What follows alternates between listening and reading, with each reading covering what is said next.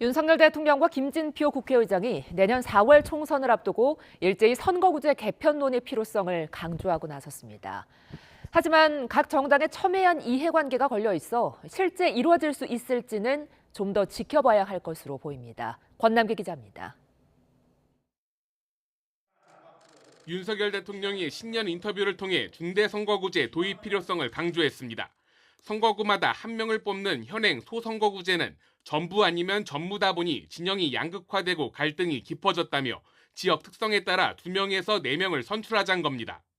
입법부 수장인 김진표 국회의장도 현행 소선거구제는 여러 문제를 갖고 있다면서 중대선거구제 도입 등 다당제를 전제로 한 선거제 개편이 필요하다고 강조했습니다. 그러니까 호남에서도 보수 쪽 대표들이 몇 명은 당선되고 거꾸로 대구 경북에서도 진보 쪽 정치인들이 당선이 되어야 협치가 되고. 김 의장은 구체적인 선거법 개정 일정까지 내놨습니다. 국회 정치개혁특별위원회가 한두 개 개정안을 만들면 다음 달에 국회의원 모두가 참여하는 전원위원회를 열고 이를 논의하자는 겁니다.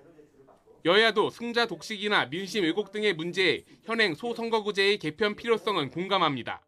하지만 선거구를 합친 뒤 여러 명을 한꺼번에 뽑는 중대선거구제는 현역 의원들의 정치 생명과 직결되는 만큼 각 당의 입장은 첨예하게 갈릴 수밖에 없습니다.